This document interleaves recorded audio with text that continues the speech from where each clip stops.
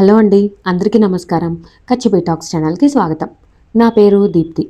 మనం సూర్యదేవర రామ్మోహన్ రావు గారు రాసిన విజయం అనే నవలని చెప్పుకుంటున్నాం. ఇంతకు ముందు భాగంలో ఏం జరిగిందంటే, వింగ్ కమాండర్స్ ఆకాశ సిద్ధార్థాలకి ఈగల్ యుద్ధ విమానాన్ని పరీక్షించడం అనే టాస్క్ అప్పగించబడింది. ఇటువైపు సిఐ వందనా మల్హోత్రా తన పోలీస్ బృందంతో సహా ఉగ్రవాదుల గురించి తెలుసుకోవడానికి ఎర్రగుట్టల వైపు ప్రయాణించింది. ఆ తర్వాత కథ ఏమని జరిగిందో మనం ఈరోజు భాగంలో తెలుసుకుందాం. ఇక లేట్ చేయకుండా నవలని మొదలు పెట్టేద్దాం.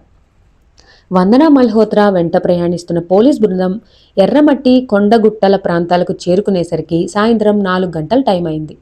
అటు పడమటి ఆకాశంలో మబ్బుల వెనక దాక్కుంటున్నాడు సూర్యుడు. ఎటు చూసినా పరిచిన పసుపు వస్త్రంలా ఎత్తుపల్లాల ఇసుక ఎడారి. దూరంగా ఎడారి వెంట నిర్మించిన రోడ్డు వెంట ప్రయాణిస్తున్న వాహనాలు కదిలే చిన్న బొమ్మల్లా కనబడుతున్నాయి.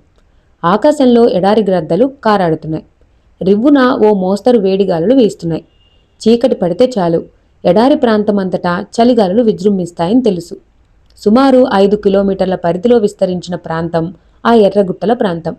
ఆ గుట్టల్లోకి ఎంటర్ కాగానే పోలీస్ వాహనాలు ఆగాయి. ఓసారి ఆ పరిసరాల్ని నిశితంగా పరిశీలించింది వందన. ఎక్కడా నరసంచారం లేదు. అక్కడక్కడా పెరిగిన పిచ్చి మొక్కలతో ఎత్తుగా ఉన్న గుట్టలు, వాటి మధ్య సమతల ప్రదేశాలు, జముడు జాతి మొక్కలు దర్శనమిస్తున్నాయి. దూరంగా శిథిల గ్రామం కొంత భాగం కనబడుతోంది. పాకిస్తానీ యువకుడు వసీం మాలిక్ పట్టుబడింది ఇక్కడే.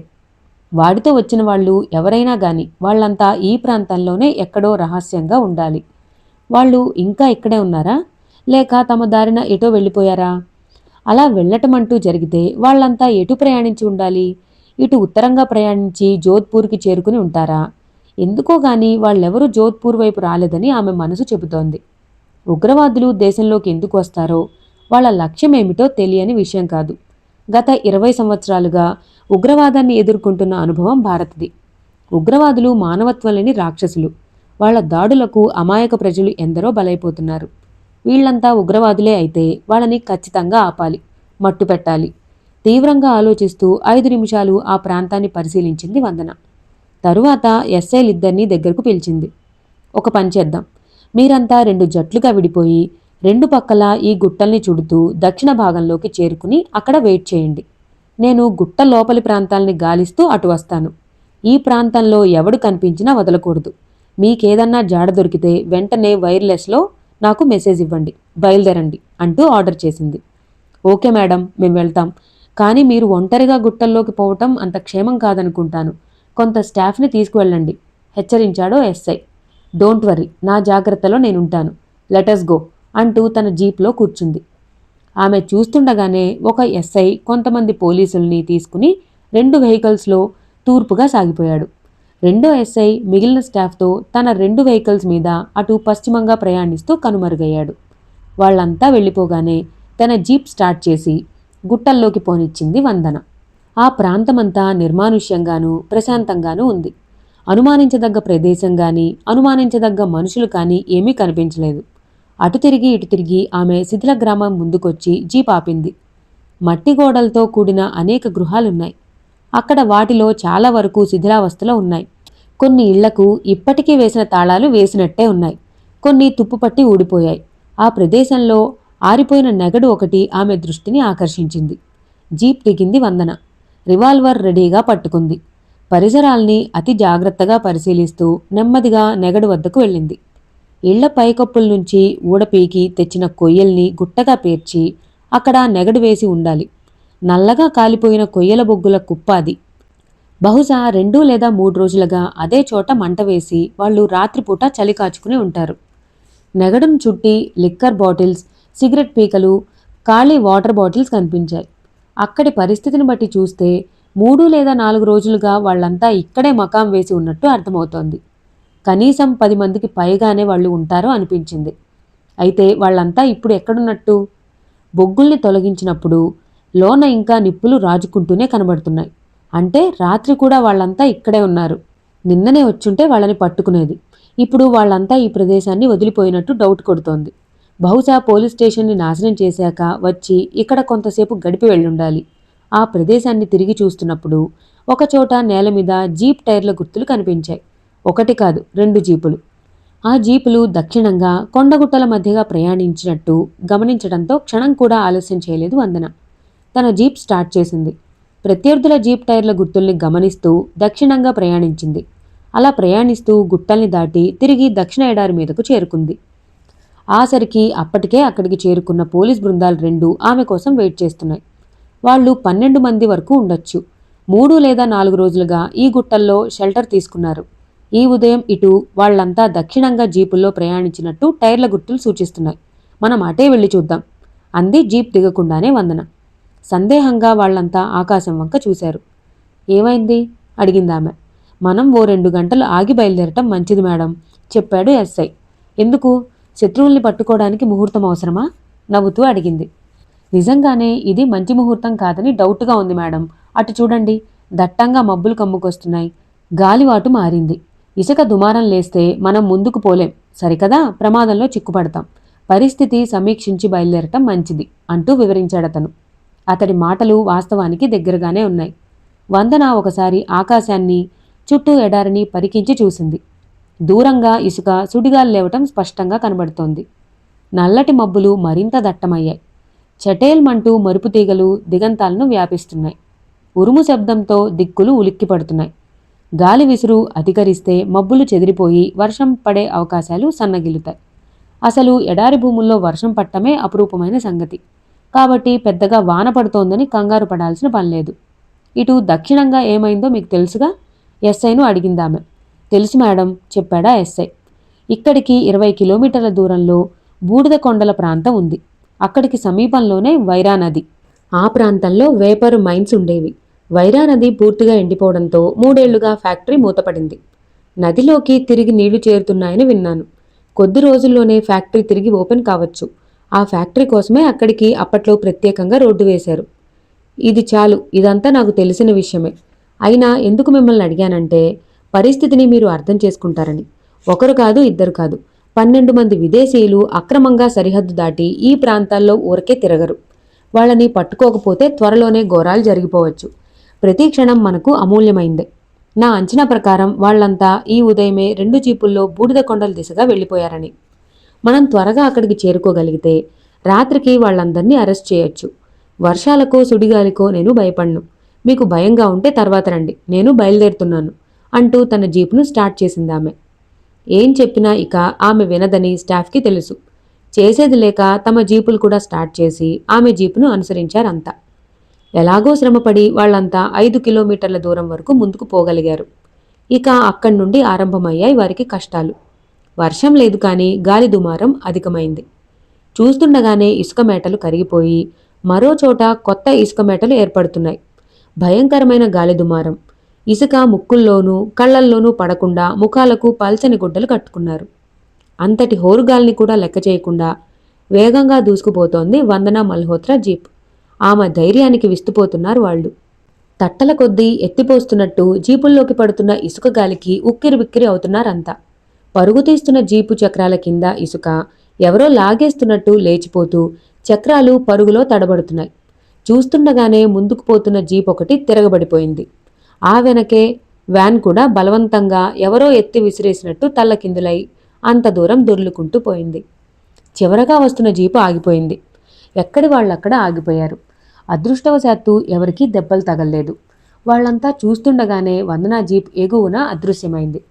ఎస్ఐ ఒకడు తన వైర్లెస్లో సిఐ వందనను కాంటాక్ట్ చేయాలని ప్రయత్నించాడు, కానీ సాధ్యం కాలేదు. అదే సమయంలో కుండపోతగా వర్షం ఆరంభించింది. అప్పటికి 6 గంటలు కావస్తోంది సమయం. ఆ సమయంలో వర్షం పట్టం మంచిదే అయింది. గాల్లోకి ఇసుక ఎగరటం ఆగిపోయింది. కానీ భయంకరంగా గాలి వీస్తోంది. ఆ వర్షంలోనే తడుస్తూ పడిపోయిన జీపు వ్యాన్లను లేపి ఎప్పటిలా నిలబెట్టారు. వర్షం తగ్గే వరకు ప్రయాణం ఆపుకోవటం మంచిదనిపించింది. అందుకే అంతా వాహనాల్లోనే ఒదిగి కూర్చున్నారు. ఎంత వర్షం పడినా ఎడారిలో ఒక్క నీటి చుక్క కనపడదు. అదే ఈ ఎడారి భూముల ప్రత్యేకత. పడ్డ నీటి చుక్కను పడ్డట్టే తాగేస్తోంది ఇసుక. వర్షం నిలిచిపోగానే తడితో మెరిసే ఇసుక తప్ప నీరంటూ ఎక్కడా కనబడదు. సుమారు గంటకు పైగా కుండపోతగా పడింది వాన. చలిగాలులు అధిగమించాయి. ఈ పరిస్థితిలో ఎగువన తమ సిఐ వందన ఏమైందో ఎలా ఉందోనని స్టాఫ్ ప్రతి ఒక్కరికి ఆందోళనగానే ఉంది. వర్షం తగ్గగానే మరోసారి వైర్లెస్లో ఆమెను కాంటాక్ట్ చేయాలని ప్రయత్నించారు ఎస్ఐలు. కానీ అట్నుంచి రిప్లై లేదు. No doubt we lost her, ముఖం నిండా విచారం నింపుకుంటూ అనౌన్స్ చేశాడు ఎస్ఐ. ఆమె అసాధారణ యువతి, చూస్తుండు, ఆమెకు ఏమీ కాదు అన్నాడు ధీమాగా రెండో ఎస్ఐ. చూద్దాం, లెటస్ గో. వాహనాలు హెడ్లైట్ల కాంతిలో ముందుకు కదిలాయి. ఏటికి ఎదురీయటం అంటే ఇదే. ప్రమాదకరమైన ఇసుక తుఫాన్లో, అది వర్షం వాతావరణంలో ఎడారిలో ప్రయాణించటం నిజంగా ఏటికి ఎదురీయటం లాంటిదే. ప్రాణాల మీద ఆశ ఉన్న ఎవరూ కూడా ఇంతటి సాహసం చేయరు. ఎడారిలో ప్రవేశించరు. ప్రవేశించిన విపరీత పరిస్థితిలో ఎక్కడి వాళ్ళక్కడ ఆగిపోతారు కానీ ముందుకు సాగరు. కానీ వందన సాగుతోంది. తన జీప్లో ప్రకృతితో పోరాడుతూ ముందుకు సాగుతోంది.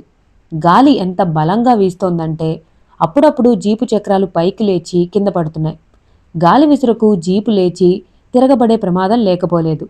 పరిస్థితి చూస్తుంటే తను చేస్తోంది దుస్సాహసమేనని ఆమె డౌట్ పడుతోంది. నిజమే, ఓ గంట ఆగి గాలి దుమారం శాంతించాక ప్రయాణం చేయాల్సింది. కానీ అది తన పాలసీ కాదు. అవాంతరాలను ఎదిరించడం తనకు అలవాటైపోయింది. సాహసం తన ఊపిరి. ఓ గంట లేటైనా అది ప్రత్యర్థులు తప్పించుకుపోవటానికి తను ఇచ్చిన అవకాశంగా మారిపోవచ్చు. తలచింది చేసేయటం తను ఇష్టపడుతుంది. అందులో లాభ నష్టాల గురించి వెంటనే ఆలోచించదు. ఆమె కార్యదీక్ష, పట్టుదల అలాంటివి. వందన ది ఐరన్ లేడీ. సాహసం ఆమె ఊపిరి. ప్రమాదాలతో ఆడుకోవటం ఆమె హాబీ. హెడ్లైట్ల కాంతిలో పరుగు తీస్తూనే ఉంది జీపు. అంతలోనే సడన్గా ఆగిపోయింది. ఉలిక్కిపడి చూసింది. వెనక చక్రాలు రెండూ ఇసుకలో దిగబడి స్కిడ్ అవుతున్నాయి. గ్రిప్పు దొరక్క ఉన్న చోటే తిరిగి తిరిగి మరింత గొయ్యి చేసి దిగబడుతున్నాయి. అది 4 వీల్ డ్రైవింగ్ జీప్. సో ముందు చక్రాలను కూడా రన్నింగ్లోకి తెచ్చింది. 5 నిమిషాల శ్రమ. రైమని ఇంజన్ వృధా. అతి కష్టం మీద గోతిలోంచి లేచి ఒక్క దూకులో ముందుకు పరుగు తీసింది జీప్. అయితే ఆ సంతోషం ఎక్కువసేపు నిలవలేదు. ఒక పెద్ద సుడిగాలి జీప్ మీదుగా దూసుకువచ్చింది. తట్టల కొద్దీ తవ్విపోస్తున్నట్టుగా జీపు మీద పడింది ఇసుక.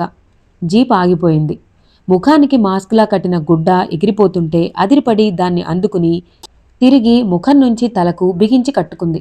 అయినా ఇసుక, ఒళ్ళంతా ఇసుక, ఎక్కడ చూసినా ఇసుక. జీపును కదిలించడం సాధ్యం కాలేదు సరికదా. అంతకందకు ఇసుక పేరుకుపోతుండటం చూడగానే కంగారు పడక తప్పలేదు. జీప్తో సహా తను ఇసుక మేటలో చిక్కుకుపోతున్నట్టు అర్థం కాగానే జీపులోంచి బయటకు దూకేసింది వందన.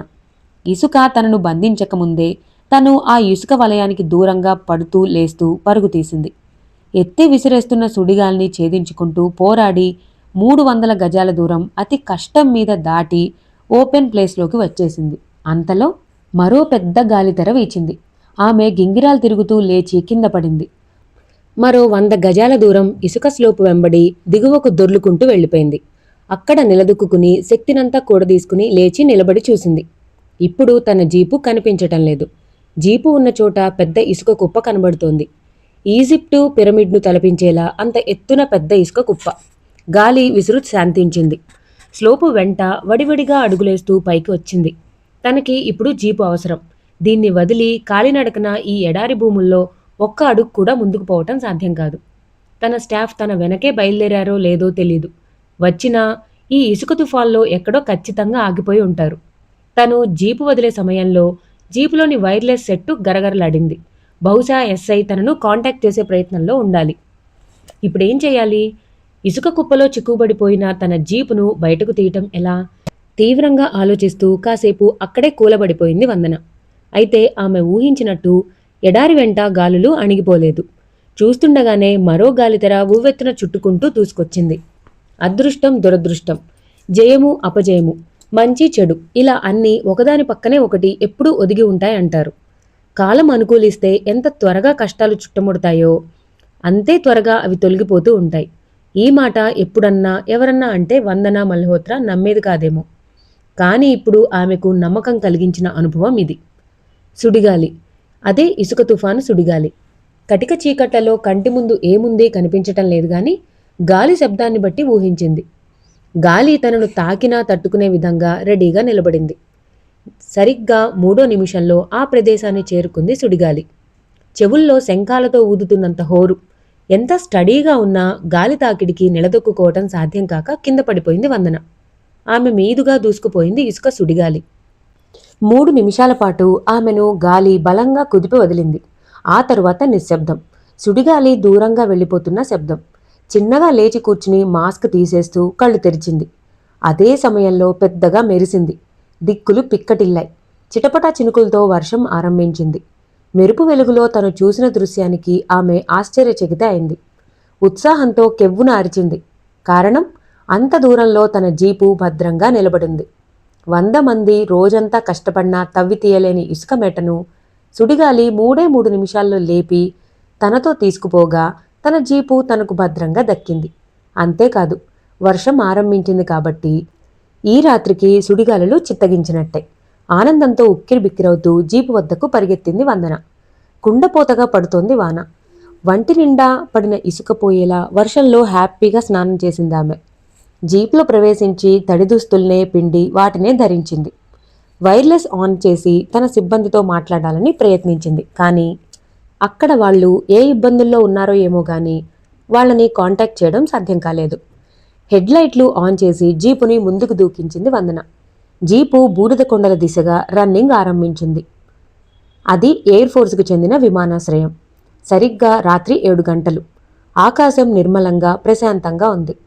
ఎయిర్ఫీల్డ్లోని రన్వేకి ఇరువైపులా లైట్లు వెలుగుతున్నాయి. రన్వే మీద ఫైటర్ విమానం ఈగిల్ నిలబడి ఉంది. స్వదేశీ పరిజ్ఞానంతో రూపొందించిన జెట్ బాంబర్ అది. ఈగిల్ హుందాగా రన్వే మీద నిలబడింది. ఈ ప్రయోగం ఆపరేషన్ డబుల్ స్టార్ సక్సెస్ కోసం విమాన రూపకల్పనలోని మేధావులే కాదు, అణుశాస్త్ర నిపుణులు, మిలిటరీ సుపీరియర్స్ కూడా ఆత్రంగా ఎదురుచూస్తున్నారు. అప్పటికే విమానం 2 న్యూక్లియర్ బాంబ్స్తో లోడ్ చేయబడింది. ప్రత్యేకమైన దుస్తులు, హెల్మెట్లు ధరించిన స్పెషల్ పైలట్లు ఆకాష్, సిద్ధార్థలు విమానం వైపు నడుచుకుంటూ వచ్చారు. అంత క్రితమే air force general mister Chaudhary ఆ ఇద్దరికీ తగిన సూచనలు ఇవ్వటం జరిగింది. ఎయిర్పోర్ట్ కంట్రోల్ రూమ్లో ఆ సమయంలో ఒక ఉన్నతాధికారి బృందమే ఉంది. పైలట్స్ ఇద్దరు విమానంలో ప్రవేశించారు. సీట్ బెల్ట్ ధరించారు. ఒక్కొక్కటిగా కంట్రోలింగ్ స్విచ్లు ఆన్ చేయడం ఆరంభించారు. విమానాన్ని రన్నింగ్కి సిద్ధం చేశారు. సరిగ్గా 7 గంటల 10 నిమిషాలకు కంట్రోల్ రూమ్ నుండి టేకాఫ్ తీసుకోవటానికి ఆదేశాలు అందాయి. మరుక్షణం విమానం జెట్ ఇంజన్లు రొద చేస్తూ పనిచేయటం ఆరంభించాయి. విమానం చిన్నగా ముందుకు కదిలింది. చూస్తుండగానే అది రన్వే మీద పరుగు ఆరంభించింది. కొద్ది సెకండ్లలోనే అది గాల్లోకి లేచింది. అలా అలా పైకి, ఇంకా పైకి గగనతలంలో క్రమంగా అదృశ్యమైంది. క్రమంగా 3000 మీటర్ల ఎత్తుకు చేరుకుంది విమానం. గంటకు 3000 కిలోమీటర్ల వేగం, సూపర్ సోనిక్ వేగం. ఇది ఒక అద్భుతం.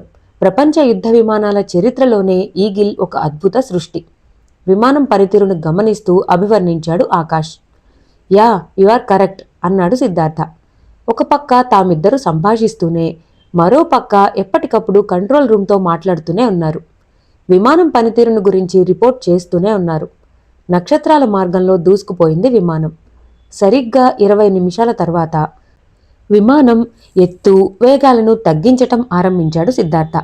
ఆకాష్ ఈ విషయాన్ని కాస్త లేటుగా గమనించాడు. Siddhartha, what are you doing? Anything wrong అన్నాడు ఆకాష్. నో, అంతా పర్ఫెక్ట్గా ఉంది. అందుకే కంట్రోల్ రూమ్తో సంబంధం లేకుండా వైర్లెస్ స్విచ్ ఆఫ్ చేశాను అన్నాడు తాపీగా సిద్ధార్థ. It's crazy, why? అరిచాడు ఆకాష్. అంతేకాదు, స్విచ్లు ఆన్ చేయాలని ముందుకు కదలబోయాడు. అంతే, డోంట్ మూవ్ అంటూ రివాల్వర్ ఎయిమ్ చేశాడు సిద్ధార్థ. ఆకాష్ కల్లో కూడా ఊహించని పరిణామం ఇది. ఉన్నట్టుండి సిద్ధార్థకి ఏమైంది? ఎందుకిలా ప్రవర్తిస్తున్నాడు? ఏమీ అర్థం కాని పరిస్థితి. అతడి అవస్థ చూసి వెకిలిగా నవ్వాడు సిద్ధార్థ. నీతో చెప్పా కదా, అవసరమైతే నీ నుదుటికి తుపాకీ ఎక్కుపెట్టడానికి వెనకాడనని. ఆ అవసరం ఇప్పుడు ఏర్పడింది అన్నాడు. ఏమిటా అవసరం? ఆశ్చర్యంతో నొసలు విరుస్తూ అడిగాడు Akash. Nukes. What? Yes my friend, బాంబులు. ఈ విమానంలో ఉన్న అణుబాంబులు 2 నాకు కావాలి. వాటిని అందిస్తానని అవతల పార్టీకి ప్రామిస్ చేశాను. డామిట్, దేశద్రోహానికి పూనుకున్నావా?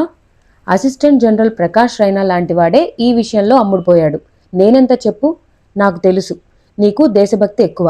నీ నరనరాన ప్రతి నెత్తురు చుక్క దేశం కోసం తప్పిస్తుంది. నాకు తెలుసు. నేను మిత్రద్రోహమే కాదు, దేశద్రోహం కూడా చేస్తున్నాను. నాకు తెలుసు. నా భవిష్యత్తు ఉజ్వలంగా ఉంటుంది. ఫారెన్లో భూలోక చక్రవర్తిలా బ్రతకగలను. నాకు తెలుసు నువ్వు ఈ క్షణంలో చచ్చిపోతున్నావని. నో వే, లేదంటే నువ్వు నన్ను చంపేస్తావుగా అంటూ వికారంగా నవ్వాడు. అతడి వేలు ట్రిగ్గర్ మీద బిగుస్తోంది. మనం ఎక్కడున్నాం? గ్లాస్ విండో దిగువకు చూస్తూ ప్రశ్నించాడు ఆకాష్. నాకు తెలుసు మనం థార్ ఎడారి మీద ఉన్నామని. మన విమానం ఎత్తు తగ్గుతోంది చూడు. 500 మీటర్ల ఎత్తుకు దిగిపోయింది. సో ఇట్స్ ఓకే అంటూ ఒక చేత్తో రివాల్వర్తో ఆకాష్ను కవర్ చేస్తూనే రెండో చేత్తో బాంబ్స్ను కిందకు విడిచే యూనిట్ స్విచ్ నొక్కాడు. మరుక్షణం విమానంలో లోడ్ చేయబడిన న్యూక్లియర్ బాంబులు 2 విమానం నుంచి దిగువకు జారిపోయి ఎడారి ఇసుకలో ఎక్కడో పడ్డాయి. అదే సమయంలో మెరుపులా సిద్ధార్థ చేతి మీద కొట్టాడు ఆకాష్. అతడి రివాల్వర్ ఎగిరి మూలకు పడిపోయింది. ఇద్దరూ సీట్ బెల్టుల్లో తమ సీట్లలో కూర్చున్న స్థితిలోనే చేతులతో కొట్టుకున్నారు. ఉన్నట్టుండి తన సీట్ బెల్ట్ విప్పుకుని లేచాడు సిద్ధార్థ. విమానంలో నేనుంచిన బాంబ్ కొద్దిసేపట్లో పేలిపోతుంది. విమానంతో పాటు నువ్వు కూడా నాశనం కాక తప్పదు. గుడ్ బై అంటూ డోర్ ఓపెన్ చేసి గాల్లోకి దూకేస్తూ పారాచూట్ బటన్ అదిమాడు సిద్ధార్థ. విమానం వెళ్తున్న వేగానికి గాల్లో దూకగానే గొప్ప సుడిగాలి ఏదో లాగేసుకున్నట్టు ఫర్లాంగ్ దూరం విసిరివేయబడ్డాడు సిద్ధార్థ. అప్పటికి పారాచూట్ విచ్చుకోవటంతో గాలిలో గిరికీలు కొట్టడం ఆగి నెమ్మదిగా భూమి వైపు జారడం ఆరంభించాడు. అక్కడ విమానంలో ఆకాష్ తన సీట్ బెల్ట్ విప్పుకుని లేచేలోగా జరిగిన సంఘటన అది. సిద్ధార్థ అంత ఫాస్ట్గా మూవ్ అవుతాడని ఊహించలేదు. పరిస్థితి చేయి దాటిపోయింది. విమానంలో సిద్ధార్థ ప్లాంట్ చేసిన బాంబు ఏ క్షణంలోనైనా పేలిపోవచ్చు. ఆ బాంబుని కనిపెట్టి తీసిపడేసే సమయం లేదు. ఇక్కడ ఆలస్యమైన ప్రతి క్షణం తనను మృత్యుముఖంలోకి విసిరేస్తుంది. ఎంతో విలువైన సక్సెస్ను అందించిన జెట్ ఫైటర్ ఈగిల్ను వదిలేయక తప్పదు. జరిగిన విద్రోహ చర్యను కంట్రోల్ రూమ్కి రిపోర్ట్ చేసే టైం కూడా లేదు. ఆలోచిస్తూనే సీట్లోంచి లేచాడు ఆకాష్. విమానంలో ఆటోమేటిక్ పైలట్ సిస్టమ్ని ఆన్లో ఉంచాడు. కింద పడున్న సిద్ధార్థ రివాల్వర్ని తన జేబులోకి తోశాడు. గ్లాస్ డోర్ లేపి పారాచూట్ బటన్ అదుముతూ గాల్లోకి దూకేశాడు. అలా దూకే సమయంలో విమానం డోర్ అతని తలను బలంగా తాకింది. ఊహించని ప్రమాదం అది. అదృష్టవశాత్తు పారాచూట్ విమానానికి తగులుకోలేదు. గాలి వేగంగా చాలా దూరం అతన్ని వెనక్కి నెట్టేసింది. పారాచూట్ పూర్తిగా విచ్చుకుంటుండగా తలకు తగిలిన దెబ్బకు గింగిర్లు తిరిగి తెరల్లో ముంచుకొచ్చిన మైకంతో తెలివి తప్పి తల పక్కకు వాల్చేశాడు. పారాచూట్ తాళ్లకు వేళ్లాడుతూ అలాగే ఉండిపోయాడు. గాలిమాటున నెమ్మదిగా ప్రయాణిస్తూ నేలకు జారడం ఆరంభించింది పారాచూట్. ఈ లోపల ఆటోమేటిక్ పైలట్ ఆధారంగా నేలకూలకుండా ఉత్తరంగా దూసుకుపోతూనే ఉంది ఈగిల్. అలా పోతూనే ఒక్కసారిగా పేలిపోయింది. ఆకాశంలో నక్షత్రం ఒకటి ముక్కలు చెక్కలుగా పేలిపోయిందా అన్నంతగా దారుణంగా విస్ఫోటనం. తగలబడుతున్న ఈగిల్ శకలాలు రాలుతున్న తోకచుక్కల్లా నేలకు జారాయి. అలా ఈగిల్ గాలిలో పేలిపోయిన ప్రాంతం ఎర్రగుట్టల ప్రాంతం. విమానం పేలుడు శబ్దాలతో దిక్కులు పిక్కటిల్లాయి. తగలబడుతున్న శకలాలు నేలకు రాలుతూనే ఉన్నాయి. ఇదే సమయంలో అక్కడ ఎయిర్ ఫోర్స్ విమానాశ్రయం కంట్రోల్ రూమ్లో ఒక్కసారిగా ఈగిల్ నుండి సంబంధాలు తెగిపోవడంతో ఎయిర్ ఫోర్స్ సుపీరియర్స్ అంతా ఉలిక్కిపడ్డారు. రాడార్ స్క్రీన్ నుంచి ఈగిల్ సడన్గా అదృశ్యమైంది. ఏమైంది? ఏం జరుగుంటుంది? ఎలా జరిగింది? ఎందుకిలా జరిగింది? ఇలా అన్నీ సమాధానం దొరకని ప్రశ్నలే. ఈ పరిణామాన్ని జీర్ణించుకోలేకపోయాడు జనరల్ చౌదరి. అందుకే తలపట్టుకుని కాసేపు అలాగే కూర్చుండిపోయాడు. ఆపరేషన్ డబుల్ స్టార్ సక్సెస్ అయింది. ఆ విషయాన్ని ఇంత క్రితం వరకు వచ్చిన రిపోర్ట్లు ధృవపరుస్తున్నాయి. ఇంతలో ఎందుకిలా జరిగిందంటే ఎవరి దగ్గర సమాధానం లేదు. ఎందుకో తెలిసిన ఒకే ఒక్క వ్యక్తి అక్కడున్నాడు. అతడి పెదవుల మీద అస్పష్టమైన విజయహాసం మెరుస్తోంది. అతడెవరో కాదు, assistant general mister Prakash Raina. General Chaudhary కళ్ల ముందు చాకులాంటి యువ పైలట్లు ఆకాశ సిద్ధార్థాలు మెదిలారు. వాళ్ళిక లేరు అనే భావనే ఆయన గుండెల్ని పిండుతోంది. ఆయన్ని భయకంపితుణ్ణి చేస్తున్న విషయం నూక్స్. విమానం కూలి దాంతోపాటు అణుబాంబులు పేలటమంటూ జరిగితే రాజస్థాన్ మరో నాగసాకి హిరోషిమాల్లా అవుతుంది. ప్రళయం ఏర్పడి ఉంటుంది. వెంటనే కర్తవ్యం గుర్తొచ్చి తల విదిలిస్తూ చివ్వున లేచాడు చౌదరి. ఎక్కడా? విమానం మిస్ అయిన ప్రాంతం ఎక్కడా అని అరిచాడు. అతడి గొంతు వింటూనే ఎయిర్ ట్రాఫిక్ కంట్రోల్ రూమ్ అధికారులంతా ఒక్కసారిగా ఉలిక్కిపడి షాక్ నుంచి కోలుకున్నారు. అందరిలో చైతన్యం ఏర్పడింది. ఈగిల్ థార్ ఎడారిని క్రాస్ చేస్తూ రాడార్ నుంచి అదృశ్యమైంది సార్ అంటూ చెప్పాడొక అధికారి. మూవ్ ఫాస్ట్, సెర్చింగ్ స్క్వాడ్ని తక్షణం రంగంలోకి దించండి అంటూ ఆర్డర్స్ వేసి హడావుడిగా అక్కడి నుంచి బయలుదేరాడు చౌదరి. వాతావరణం శాంతించడంతో తేలిగ్గా ఊపిరి తీసుకుంది సిఐ వందన మల్హోత్రా. చూస్తుండగానే ఆకాశంలో మబ్బులు కూడా చెదిరిపోయి నక్షత్రాలు కనిపించాయి. కొద్దిసేపే అయినా కుండలతో కుమ్మరించినట్టు ఎడారి భూముల వెంట కురిసిన వర్షం కారణంగా చలిగాలులు ఉధృతమయ్యాయి. హెడ్లైట్ల కాంతిలో జీపు బూడిద కొండల దిశగా పరుగుతీస్తోంది. అక్కడక్కడ ఎడారి నక్కల గుంపులు ఎదురవుతూ జీపును చూసి దూరంగా పరుగుతీస్తున్నాయి. సుమారు 7:30-8 గంటల మధ్య ప్రాంతంలో ఆమె ప్రయాణిస్తున్న జీపు బూడిద కొండల తూర్పు ప్రాంతాన్ని చేరుకుంది. అదే సమయంలో ఆకాశం వంక చూసి ఉలిక్కిపడింది వందన. తూర్పు దిక్కుగా జెట్ విమానం ఒకటి గగన వీధిలో దూసుకువస్తోంది. రాత్రి సమయం కాబట్టి అది ఏ రకమైన విమానమో అంచనా వేయటం సాధ్యం కాలేదు. 500 మీటర్ల కన్నా దిగువ ఎత్తులోంచే అది వస్తోందనిపించింది. జీప్ ఆఫ్ చేసి కిందకు దిగింది. చూస్తుండగానే అది సమీపంలోకి వచ్చేసింది. అంతలో ఎవరో విమానంలోంచి దూకేశారు. పారాచూట్ విచ్చుకుంది. విమానం ఆమెకు సమీపంలోంచే మెరుపులా దూసుకుపోయింది. అంతా కన్ను మూసి తెరిచే లోపల జరిగిపోయింది. ఆ విమానం ఎర్రమట్టి గుట్టల ప్రాంతంలో ఆకాశంలో పేలిపోయి కూలిపోవటం స్పష్టంగా చూసింది. దారుణమైన పేలుడు శబ్దాలతో దిక్కులు మారుమోగాయి. భయంకర అగ్నిజ్వాలలు గప్పున ఆకాశానికి ఎగిశాయి. అది యుద్ధ విమానంగా చివరి క్షణంలో గుర్తించింది వందన. పైలట్ సేఫ్గా పారాచూట్లో తప్పించుకున్నాడని అర్థమైంది. ఇది విద్రోహక చర్య లేక ప్రమాదమా నిర్ధారించడం సాధ్యం కాదు. పారాచూట్ కోసం నక్షత్ర వీధుల్ని పరిశీలించింది. అది చీకట్లలో చీకటిగా కలిసిపోతూ పశ్చిమంగా ప్రయాణిస్తున్నట్టు గమనించింది. గాలి వేగం కూడా అధికంగా ఉంది కాబట్టి అది నేలకు దిగటానికి కొంత సమయం పడుతుంది. చూస్తుండగానే కంటికి కనబడకుండా అదృశ్యమైంది పారాచూట్. ఈ విషయాన్ని పై అధికారులకు తెలియచేయటం మంచిదనే ఉద్దేశంతో జీప్లోని వైర్లెస్ సిస్టమ్ని ఆన్ చేసింది. బ్యాడ్ లక్, సిస్టమ్ పనిచేయలేదు. చాలా రకాలుగా ప్రయత్నించినా ఫలితం లేకపోయింది. ఇప్పుడు తనేం చేయాలి? ఆమె కళ్ల ముందు నిలిచిన ప్రశ్న ఇది. ఇటు బూడిద కొండల్లో ఉన్నట్టు అనుమానిస్తున్న ప్రత్యర్థుల్ని గాలిస్తూ అటు వెళ్లాలా, లేక పారాచూట్లో తప్పించుకున్న పైలట్ కోసం గాలించాలా? ముందుగా పైలట్ను పట్టుకుంటే ఏం జరిగిందో తెలుస్తుంది. ఈ బాంబర్ ఇటు రావటానికి, ఉగ్రవాదులు ఈ ప్రాంతాల్లో సంచరించటానికి ఏదో లింకు ఉండే ఉంటుందని హెచ్చరిస్తోంది ఆమె అంతరాత్మ. అందుకే ఇక ఎక్కువగా ఆలోచించలేదు వందన. జీప్ స్టార్ట్ చేసి పారాచూట్ వెళ్లిన దిశగా ఎడారి వెంట జీప్ని ముందుకు పోనిచ్చింది.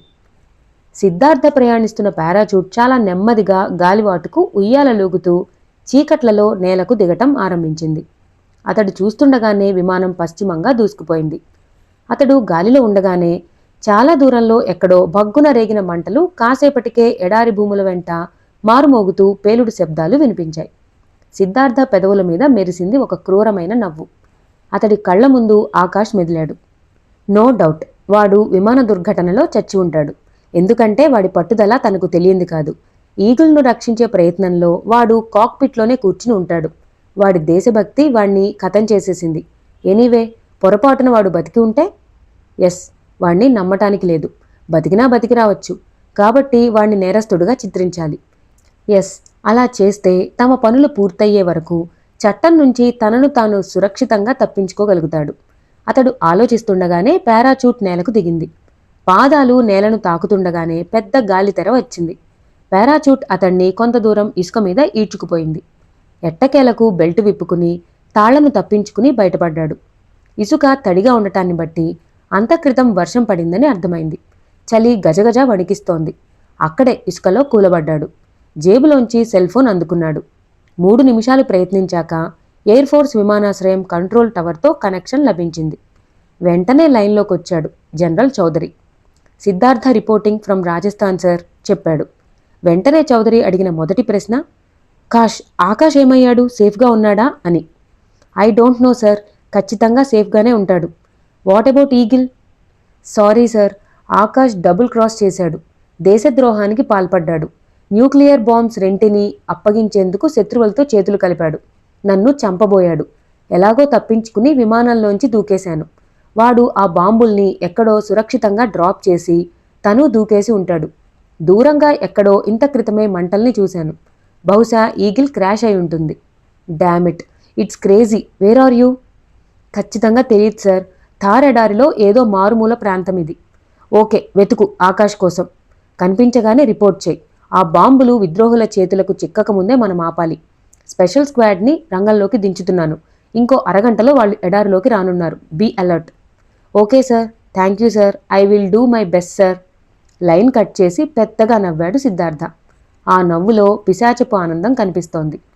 తను తప్పు చేసి ఆ తప్పును తెలివిగా పక్కవాళ్ల మీదకు నెట్టివేయటం మూర్ఖుల లక్షణం. మబ్బులు సూర్యుణ్ణి శాశ్వతంగా ఎప్పుడూ కప్పి ఉంచలేవు. నిజం కూడా అలాంటిదే. ఈ సత్యాన్ని మర్చిపోయి సిద్ధార్థ వంటి స్వార్థపరులు తాత్కాలిక ఆనందాన్ని పొందుతారు.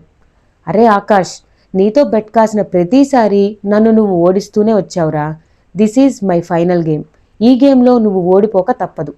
$1000 బెట్. యు ఆర్ ఫినిష్డ్ అంటూ బిగ్గరగా అరుస్తూ మరీ నవ్వాడు.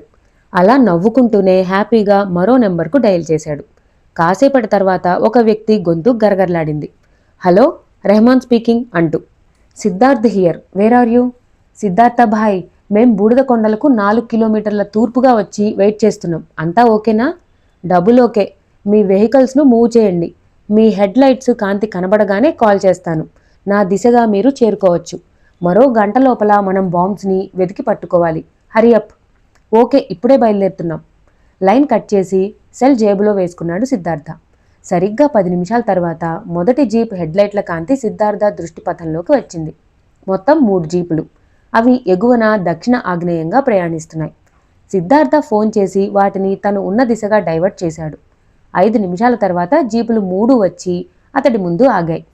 ముందుగా జీప్ దిగిన రెహమాన్ వచ్చి సిద్ధార్థను కౌగలించుకుని తన అభినందనలను, సంతోషాన్ని వ్యక్తం చేశాడు.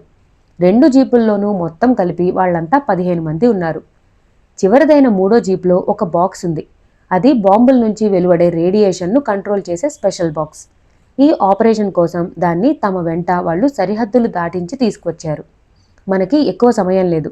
ఎంత త్వరగా మనం నూక్స్ని ఫైండ్ అవుట్ చేస్తే అంత మంచిది. లేదంటే వాటిని సమీపించడం కూడా మనకి కష్టమవుతుంది. లెటస్ గో అంటూ ఫ్రంట్ జీప్లో రెహమాన్ పక్కన కూర్చున్నాడు సిద్ధార్థ. వాహనాలు ముందుకు కదిలాయి. తన దగ్గర ఉన్న ప్రత్యేకమైన చిన్న ఎలక్ట్రానిక్ పరికరంలో బాంబులు పడిన ప్రదేశాన్ని గుర్తిస్తూ డ్రైవర్కి సూచించసాగాడు సిద్ధార్థ. అంతా ఆత్రంగా బాంబుల కోసం ఎదురుచూస్తున్నారు. ఇవాళ నిన్న కాదు, 3 మాసాలుగా సిద్ధం చేసుకున్న పథకం. ఇప్పటికీ తమ పథకం సక్సెస్ కాబోతోంది. అందుకే రెహమాన్తో పాటు సభ్యులందరూ చాలా చాలా హుషారుగా ఉన్నారు. సరిగ్గా 20 నిమిషాల సెర్చింగ్ అనంతరం బాంబులు వారి కంట పడ్డాయి. పైనుంచి పడ్డంలో 2 అడుగుల లోతున ఇసుకలో కప్పబడి ఉన్నాయవి. వాటిని బయటకు తీసి జాగ్రత్తగా స్పెషల్ బాక్స్లోకి చేర్చి బాక్స్ని భద్రంగా లాక్ చేశారు. ఇక వాటి గురించి దిగుల్లేదు. తేలిగ్గా ఊపిరి తీసుకున్నాడు Siddhartha. Thank you Siddhartha boy అన్నాడు అభినందిస్తూ రెహమాన్. అప్పుడే సంతోషపడకు రెహమాన్, మనం ఇంకా ఇండియాలోనే ఉన్నాం. సరిహద్దులు దాటాక సెలబ్రేట్ చేసుకుందాం మన సంతోషాన్ని. ఈ రాత్రికి మనం సురక్షితమైన చోట స్టే చేయాలి, హెచ్చరించాడు సిద్ధార్థ. సురక్షితమంటే ఈ ఎడారిలోకి ఎవరన్నా వస్తారనుకుంటున్నావా? తన అనుమానం వ్యక్తీకరించాడు రెహమాన్. రారనుకుంటున్నావా? ఎదురు ప్రశ్నించాడు సిద్ధార్థ. అరే భాయ్, 1 కాదు 2 కాదు, 20 సంవత్సరాలుగా మీ ఉగ్రవాదులతో, ఉగ్రవాద సంస్థలతో రాజీలేని అలుపెరుగని పోరాటం చేస్తున్న భారత గడ్డ మీద ఉన్నాం. మర్చిపోకు. మీతో చేతులు కలిపినందుకు నేను ఉగ్రవాద అనుకూలుణ్ణి అయ్యాను. మా శాస్త్రవేత్తలు స్వదేశీ పరిజ్ఞానంతో తయారు చేసిన అద్భుతమైన వార్ ఫైటర్ ఈగిల్ సక్సెస్ అయింది. అది నిజం. ఇది పోతే మరో విమానం తయారవుతుంది. కానీ బాంబులున్నాయి. ఇవి అత్యంత శక్తివంతమైన అణుబాంబులు. వీటి కోసం అప్పుడే మిలిటరీ హెడ్ క్వార్టర్స్ నుంచి సెర్చింగ్ స్క్వాడ్ బయలుదేరింది. అర్థమైందా? రేపు ఎటు తిరిగి ఎటు వచ్చినా నా సేఫ్ కోసం ఈ నేరాన్ని ఆకాష్ మీదకు నెట్టేశాను. వాడిప్పుడు బతికి ఉన్నా చచ్చినట్టే. కుక్కను తరిమినట్టు వాడిని తరిమి పట్టుకుంటారు. ఒకవేళ ఈగిల్తో పాటు వాడు పోతే సమస్య తీరిపోయినట్టే. బట్ మన వెంట బాంబులున్నాయి. ఆ విషయం సరిహద్దులు దాటే వరకు నువ్వు ప్రతి క్షణం గుర్తుంచుకోవాలి. అర్థమైందా? ఉద్వేగంగా వివరించాడు సిద్ధార్థ. అర్థమైంది భాయ్, డోంట్ వర్రీ, మా ఏర్పాట్లలో లోపం లేదు అన్నాడు రెహమాన్. మీ సెకండ్ బ్యాచ్ ఎక్కడా? అడిగాడు సిద్ధార్థ. వాళ్ళు బూడిద కొండల గుహల్లో సురక్షితంగా ఉన్నారు. మనం అటు వెళ్తున్నామా? లేదు, ప్రస్తుతానికి లేదు. ఎందుకంటే పోలీస్ వాహనాలు కొన్ని ఆ కొండల ప్రాంతంలో సంచరించటం మా వాళ్ళు చూశారట. ఫోన్ చేశారు. డామిట్, పోలీసులు ఎలా వచ్చారు? బహుశా మా కోసం గాలిస్తూ వచ్చుండాలి. షిట్, ఏం జరిగింది అసలు? మీ గురించి వాళ్ళకెలా తెలుసు? మా గురించి తెలీదు. వసీం మాలిక్ అనే మావాడు నా హెచ్చరికల్ని గాలికి వదిలేసి ఎర్రమట్టి కొండగుట్టల ప్రాంతంలో తిరుగుతూ కొందరు వ్యాపారులకు చిక్కాడు. వాళ్ళు అనుమానించారు. దానికి తోడు ఈ వెధవ రివాల్వర్తో కాల్పులు జరపగా గురి తప్పి 2 ఒంటెలు చచ్చాయి. వాళ్ళు వీణ్ణి తీసుకువెళ్లి పోలీసులకు అప్పగించారు. ఇది పగలు జరిగింది. వాడి మూలంగా మా వివరాలు తెలియకూడదని నైట్కి మేం వెళ్ళి పోలీస్ స్టేషన్ని బాంబులతో ధ్వంసం చేశాం. సో మమ్మల్ని వెతుకుతూ వాళ్ళిటు వచ్చుంటారు. కానీ చీకటి పడిన కొద్దిసేపటికే వాళ్ళు వెళ్ళిపోయి ఉంటారు. No problem. తప్పు చేశావు రెహమాన్, చాలా తప్పు చేశావు. మిలిటరీతో పాటు పోలీసులు మన వెంట పడితే ఎంత ప్రమాదమో తెలుసా? మన కష్టమంతా బూడిదలో పోసిన పన్నీర్ అవుతుంది. మనం బాంబుల బాక్స్ని అర్జెంటుగా వదిలించుకోవాలి. మీ వాళ్ళని ఎవడు లీడ్ చేస్తున్నాడు?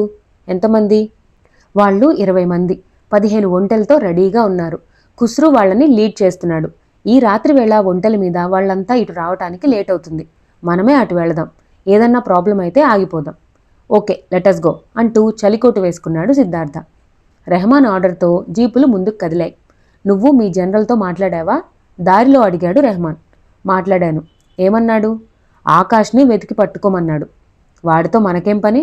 మనకి కాదు, మా ఎయిర్ ఫోర్స్కి అవసరం. వాడిప్పుడు దేశద్రోహి. సారీ ఫ్రెండ్, నేను అడిగింది జనరల్ చౌదరి గురించి కాదు, అసిస్టెంట్ జనరల్ ప్రకాష్ రైనా గురించి. ఓ మై గాడ్, మర్చిపోయాను. ఆయనకి ఓ మాట చెప్పాలి అంటూ సెల్ అందుకున్నాడు సిద్ధార్థ. ఫోన్ చేయగానే లైన్లోకి వచ్చాడు అతను. నీకు బుద్ధుందా? చౌదరికి ఫోన్ చేసిన వాడివి నాకు ఫోన్ చేయాలని గుర్తులేదా? అవతల అరుస్తున్నాడు రైనా. సారీ సార్, బాంబుల్ని వెతికి పట్టుకునే హడావిడిలో మీకు ఫోన్ చేయటం కొంచెం లేట్ అయింది. బాంబులు దొరికాయా? సురక్షితంగా ఉన్నాయి. ఆకాష్ రికార్డ్ ఎప్పుడూ క్లీన్గా ఉంటుంది. నేరాన్ని వాడి మీద వేయాల్సిన అవసరం దేనికి? వాళ్ళు నమ్ముతారనుకున్నావా? నమ్మినా నమ్మకపోయినా మేం సురక్షితంగా సరిహద్దులు దాటడానికి కొంత సమయం కావాలి. అందుకే ఆకాష్ని దోషించేశాను. మీరంతా జాగ్రత్తగా ఉండాలి. స్పెషల్ స్క్వాడ్ సెర్చింగ్ కోసం వస్తోంది. రక్షణ మంత్రి ఏమంటారో చూడాలి. అత్యవసర సమావేశం ఏర్పాటు చేశారు. మేం బయలుదేరుతున్నాం. తర్వాత ఫోన్ చేయి. ప్రకాష్ రైనా కట్ చేశాడు. సిద్ధార్థ సెల్ జేబులో వేసుకుని సిగరెట్ ముట్టించుకున్నాడు. వాహనాలు ఇసుక ఎడారిలో ముందుకు సాగుతూనే ఉన్నాయి. సిఐ వందనా మల్హోత్రా వెంట బయలుదేరిన స్టాఫ్లో మొత్తం 30 మంది సాయుధులైన పోలీసులు, 2 ఎస్ఐలు ఉన్నారు. ఒక ఎస్ఐ పేరు రామ్లాల్, రెండో ఎస్ఐ పేరు సుధీర్. రాత్రి ఏర్పడిన ఇసుక తుఫాను, ఆ వెంటనే కురిసిన కుండపోత వర్షంలో వాళ్లంతా వర్షంలో చాలా కష్టాలు పడ్డారు. వర్షం పడ్డానికి ముందే ఒక వ్యాను, 2 జీపులు తిరగబడిపోయాయి. అదృష్టవశాత్తు ఎవరికీ పెద్ద గాయాలు కానీ ప్రాణ నష్టం కానీ జరగలేదు. హోరున వర్షంలో తడుస్తూనే తిరగబడిన వాహనాలను తిరిగి నిలబెట్టి వర్షానికి వాహనాల్లోనే తలదాచుకున్నారు. నిజానికి ఆ సమయంలో వర్షం పడ్డం అందరికీ హాయి అనిపించింది. ముఖంతో పాటు ఒళ్లంతా పడిన ఇసుకను వదిలించుకుంటూ వర్షంలో తడుస్తుంటే ప్రాణం హాయిగా ఉంది. సాధారణంగా ఇటువంటి ఇసుక సుడిగాలులు మండు వేసవిలో ఏర్పడుతుంటాయి. ఆ సమయంలో వీటి మధ్య చిక్కితే ప్రాణాలు కూడా కోల్పోవచ్చు. ఎందుకంటే ఇసుక నిప్పులు చెరిగే వేడితో ఉంటుంది. సుడిగాలులు ఆ ఇసుకను తెచ్చి మీద పోస్తుంటే శరీరం ఉడికిపోతుంది. ఎడారి భూముల్లో ఇసుక తుఫాన్లు గాని సుడిగాలులు గాని చాలా ప్రాణాంతకమైనవి. ఏం చేద్దాం రామ్లాల్? వర్షం ఆగిపోగానే అడిగాడు సుధీర్. మేడంని కాంటాక్ట్ చేయాలి. ఆవిడ పొజిషన్ ఏమిటో తెలియదు. వద్దంటున్నా వినకుండా ఒంటరిగా వెళ్ళిపోయింది ఆవిడ, చెప్పాడు రామ్లాల్. నిజమే, కానీ వైర్లెస్లో ఆమె దొరకటం లేదు. బహుశా ఆమె జీప్లో సిస్టమ్ పాడైపోయి ఉంటుంది. ఓకే, మేడంని మనం వెతికి పట్టుకోవాలి. తప్పదు. ఆమె సురక్షితంగానే ఉందని భావిద్దాం. ఆమెకు ప్రమాదం ఏదో జరిగిందని నేను అనుకోను. ఆమె గురించి నాకు బాగా తెలుసు. ప్రమాదాలతో సరదాగా ఆడుకునే సాహసం ఆమెది. ఓకే, వర్షం పూర్తిగా తగ్గిపోయింది. మబ్బులు కూడా చెదిరిపోతున్నాయి. Let's go. పోలీస్ వాహనాలు కదిలాయి. ఈసారి మొదటి జీప్లో ఎస్ఐ సుధీర్, రామ్లాల్లు బయలుదేరారు. ఆ జీపుని అనుసరించి మిగిలిన 2 జీపులు, వ్యాన్లు ప్రయాణం ఆరంభించాయి. హెడ్లైట్ల కాంతిలో చీకట్లను చీల్చుకుంటూ ఇసుక ఎడారిలో పరుగులు తీస్తున్నాయి వాహనాలు. 20 నిమిషాల ప్రయాణం తర్వాత ముందుగా తూర్పు ఆగ్నేయంగా వినువీధిలో దూసుకొస్తున్న విమానాన్ని ముందుగా చూసినవాడు SI Sudheer. My god, look there అని అరిచాడు వేలెత్తి చూపుతూ. డామిట్, విమానాలు తిరగని ఈ ప్రాంతానికి ఈ విమానం ఎక్కడి నుంచి వస్తోంది? ఎగ్జైటెడ్గా అరిచాడు రామ్లాల్. ఎక్కడి వాహనాలు అక్కడ ఆగిపోయాయి. పోలీసులంతా కిందకు దిగి చాలా తక్కువ ఎత్తులోంచి భీకర శబ్దంతో దూసుకువస్తున్న ఆ బాంబర్ జెట్ను ఆశ్చర్యంగా చూస్తూ ఉన్నారు. వాళ్లంతా చూస్తుండగానే అది వారికి 200 అడుగుల ఎత్తులో పశ్చిమ వాయువ్యంగా దూసుకుపోయింది. నో డౌట్, అది బాంబర్ జెట్, యుద్ధ విమానం అని అరిచాడు సుధీర్. నేను అదే అనుకుంటున్నాను, సమర్థించాడు రామ్లాల్. అది కూలిపోతున్నట్టుంది సార్, ఒక కానిస్టేబుల్ ఎగ్జైటెడ్గా అరిచాడు. లోన పైలట్ ఉన్నాడో లేదో? విమానంలో చాలా బాంబులున్నాయేమో. అది ఎక్కడ కూలిపోతుందో? దూరం అవుతున్న విమానాన్ని చూస్తూ అంతా చర్చించుకుంటున్నారు. అంతలోనే ఆ విమానం పేలిపోయింది. పేలుడు శబ్దాలతో పాటు గప్పున దారుణమైన మంటలు పైకి ఎగిశాయి. పేలుడు శబ్దాలతో ఎడారి ప్రాంతం మారుమోగింది. డౌట్ లేదు, అది ఎర్రమట్టి గుట్టల్లో కూలిపోయింది, చెప్పాడు సుధీర్. మనం వెనక్కి వెళ్ళి చూద్దామా? అనుమానంగా అడిగాడు రామ్లాల్. అవసరం లేదు, చెప్పాడు సుధీర్. అది మిలిటరీ విమానం. పైలట్ బతికే ఛాన్సే లేదు. ఇప్పుడు మనం అక్కడికి వెళ్ళి చేయగలిగింది ఏమీ లేదు. మరో గంటలో ఎలాగూ మిలిటరీ వాళ్ళు విమానాన్ని వెతుక్కుంటూ అక్కడికి చేరుకుంటారు. మనం ముందుకు వెళ్ళిపోదాం. ముందుగా మేడంని మనం పట్టుకోవాలి. విద్రోహులు ఇటుగానే ప్రయాణించారని ఆమె చెప్పింది. ఆవిడ ఒంటరిగా వాళ్ళకి పట్టుబడితే ప్రమాదం. మనం ఎలాగైనా ఆమెను చేరుకోవాలి. మూవ్ అంటూ ఆర్డర్ వేశాడు సుధీర్. వాహనాలు తిరిగి ప్రయాణం ఆరంభించాయి. మరో అరగంటలో తిరిగి వాహనాలు బూడిదకొండల ప్రాంతాన్ని చేరుకున్నాయి. ఆ ప్రాంతాల్లో ఎక్కడా వందన గాని ఆమె జీపు గాని కనిపించలేదు. అలాగని విద్రోహుల జాడ కూడా లేదు. ఒక రౌండ్ ఆ కొండల్ని చుట్టి వస్తుండగా సడన్గా వాహనాల్ని ఆపించాడు సుధీర్. హెడ్లైట్లు ఆఫ్ చేయండి, వెంటనే ఆర్పండి అని అరిచి హెచ్చరించాడు. లైట్లు ఆఫ్ చేయబడ్డాయి. ఏమైంది సుధీర్, ఎనీథింగ్ రాంగ్? కంగారుగా అడిగాడు రామ్లాల్. చెప్తాను, అటు చూడు. దూరంగా ఆ ఇసుక గుట్టల వెనుక లైట్లు ఏవో ఫోకస్ అవుతున్నాయి, అవునా? వేలెత్తి ఆ దిశగా చూపిస్తూ అడిగాడు సుధీర్. అవును, ఆ పక్కగా ఏవో కొన్ని వాహనాలు ప్రయాణిస్తున్నట్టున్నాయి. ఆ దిశగా గమనిస్తూ సమర్థించాడు రామ్లాల్. ఒక కానిస్టేబుల్ను పక్కన గుట్ట మీదకి పంపించాడు సుధీర్. వెళ్ళినవాడు 5 నిమిషాల్లో తిరిగి వచ్చాడు. ఎవరివో తెలీదు కానీ 3 జీపులు ఆ ఇసుక గుట్టల్ని చుట్టి ఇటే రాబోతున్నాయి సాబ్ అంటూ వివరించాడు. సుధీర్ తీవ్రంగా ఆలోచిస్తున్నాడు.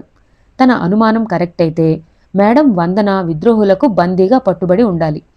ఆమెను వాళ్ళు తమ వెంట తీసుకుపోతూ ఉండాలి. ఏమైనా ఆ జీపుల చరిత్ర ఏమిటో ముందు తెలుసుకోవటం ఎంతైనా అవసరం. అందుకే క్షణం కూడా ఆలస్యం చేయలేదు సుధీర్. పొరపాటును కూడా లైట్లు ఆన్ చేయొద్దు. చీకట్లలోనే మనం ఆ జీపులను చేరుకోవాలి. అవసరమైతే కాల్పులు జరపటానికి రెడీగా ఉండండి. క్విక్ మూవ్ అంటూ ఆర్డర్ వేశాడు. చీకట్లలోనే పోలీస్ వాహనాలు నీడల్లా ముందుకు కదిలాయి. ఆసరికి ఎగువన ఇప్పుడు జీపుల హెడ్లైట్ల కాంతులు స్పష్టంగా గోచరించడం ఆరంభించాయి. అవి తూర్పు నుండి పశ్చిమంగా కదులుతున్నాయి. అవి తమను దాటిపోకముందే అక్కడికి చేరుకునే ఉద్దేశంతో తమ వాహనాల వేగం పెంచారు పోలీసులు. నిజానికి ఆ జీపులలో వందన లేదని గాని, విద్రోహులంతా ఆ జీపుల్లోనే ఉన్నారని కానీ, ముఖ్యంగా ఆ జీపుల వెంట న్యూక్లియర్ బాంబులు 2 తరలించబడుతున్న సంగతి గాని ఏమీ పోలీసులకు తెలియదు. దేశద్రోహానికి తలపడిన సిద్ధార్థ, బాంబుల్ని తీసుకుపోవడానికి వచ్చిన రెహమాన్లు ప్రయాణం చేస్తున్న వాహనాలవి. ఇప్పుడు పోలీసులు కంటపడ్డాయి. ఏం జరుగుతుందో చూడాల్సిందే. ఇక్కడ మన నవల్లో ఒక చిన్న బ్రేక్ తీసుకుందామండి. తర్వాత ఏం జరగబోతుందో మనం వచ్చే భాగంలో తెలుసుకుందాం. ఈ నవల చాలా ఉత్కంఠభరితంగా సాగుతోంది అని నాకు అనిపించింది. ఈ నవల, ఈ వీడియో కనుక మీకు నచ్చినట్టయితే నా ఛానల్ని సబ్స్క్రైబ్ చేసుకోండి. Thank you for watching.